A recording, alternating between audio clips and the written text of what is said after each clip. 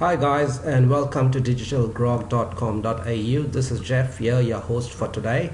So today I'm going to take you through a quick sort of walkthrough through my recent post, which is Compare Web Hosting 2016, and this will take you through the process of actually comparing the top web hosting companies, which is US based as well as Australian based. And it just gives you a brief overview of the pricing, for the Australian companies versus the US based web hosting companies. Now I'm a little partial over here to the US based web-based web hosting companies, and that's just because I've been using them for so many years, and also their pricing is a little bit more cheaper than the Australian companies. I do receive a lot of Australian traffic on my blog, but I also receive a lot of US and UK traffic.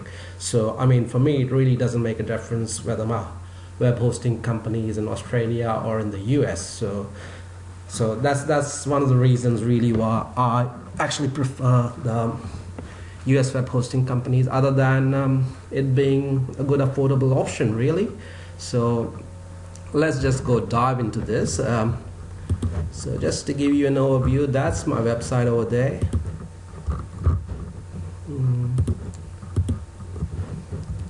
So I will just go to the front page.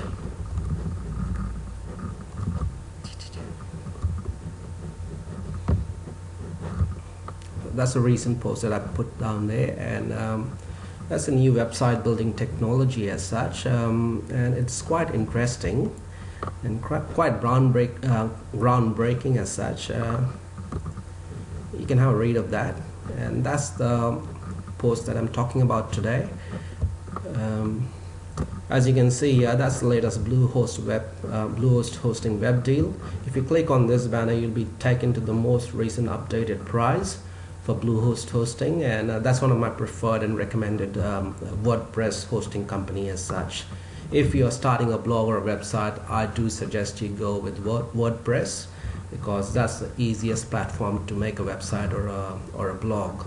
And they have a one-click installers. You just do a couple of clicks and your blog is installed and ready to blog, so to speak. If you do purchase a lot of domains or intend to purchase a lot of domains, then you can grab this deal. It's a pretty good deal right now, 99 cents. That's less than $1. So yeah, that's a pretty cheap deal. So let's go back into my post which I was talking about. As I said, Australia is not a cheap place is not a cheap place, and web hosting is not cheap over here either. If you compare a lot of Australian web hosting providers, you'll find most of them are a little bit more pricier than the US web hosts. So as far as affordability is there, the US web hosting companies definitely beat us at that. Service wise, most of the US web hosts have online chat. You can call them, all the basic sort of support channels are there.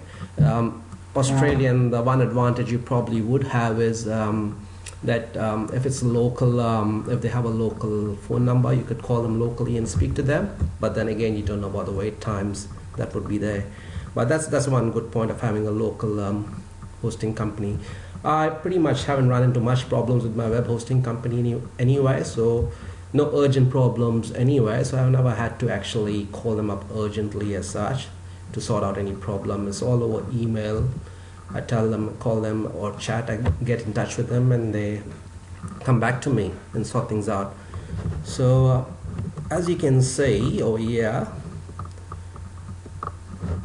I've made a little chart of all the web hosting providers, and as you can see, Bluehost is at the top of that list, and that's the recommended starter plan. And if you click that banner over there or that link over there, that'll take you to the most recent discounted updated price.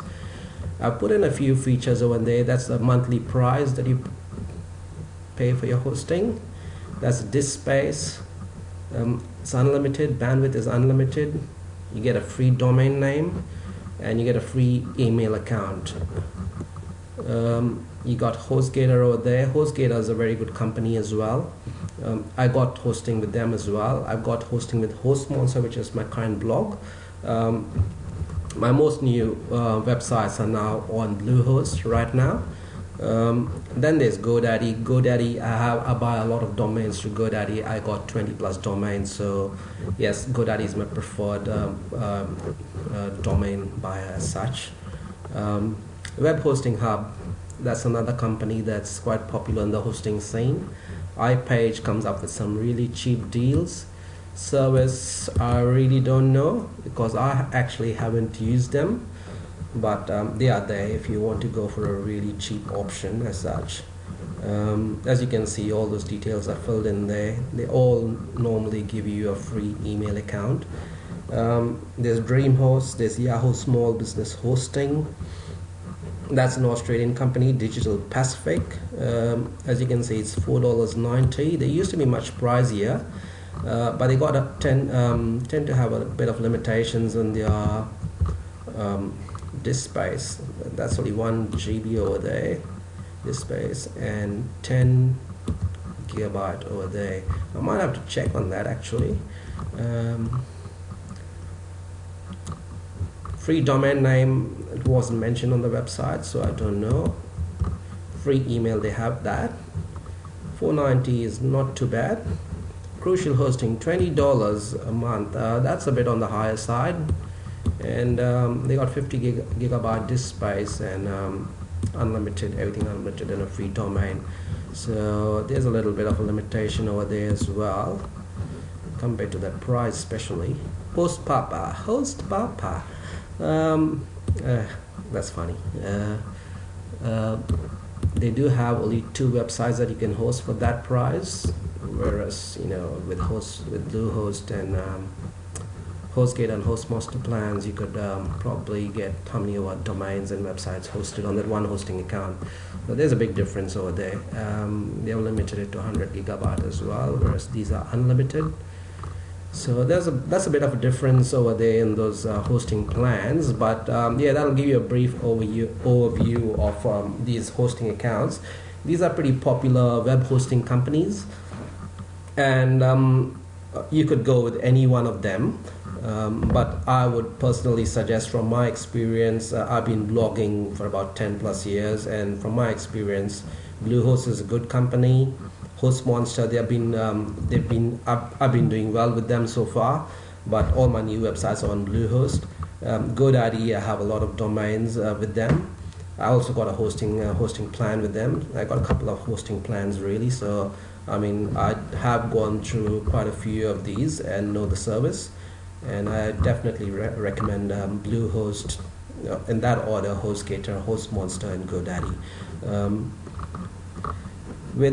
As I told you, I mean, one of the things you should really look for is email accounts. Do they provide an email accounts? Most of them do over here. Web Hosting Hub haven't mentioned that, but yeah, you do get a free email with your domain name. So say your domain name's like mine, digitalgrog.com.au, so I can get an email jeff@digitalgrog.com.au, which I actually have. So that's something that looks really professional, especially you're paid for the price of your domain name and hosting. So why not use your custom email? So that's something you should really look for. And as I told you, most of the guys over here, Bluehost, HostGator, and everything, they provide you with a free custom email as such. Some other things you should look for. Who doesn't like freebies? So I mean, Bluehost, HostGator, and even Godaddy, they do give you these free Yahoo and Bing advertising credit coupons, and Google AdWords as well. So look out if they actually offer these while you're signing up for that hosting plan. I mean, it's not necessary as such. It's just an optional thing that some of the web hosting companies offer, but you could go and use that $100 worth of advertising credit to immediately put an ad for your website and get a little bit of free traffic in. So that is something you can look out for if you're interested in that. But other than that, that's pretty much, I mean, I haven't made a detailed long post like I did last year for 2015. but I've just updated the prices a bit, as per the current prices, and made a new post for 2016. So, and I've also got a pretty much detailed sort of chart and table this year to sort of give you a brief overview and a quick glance to check out different hosting companies.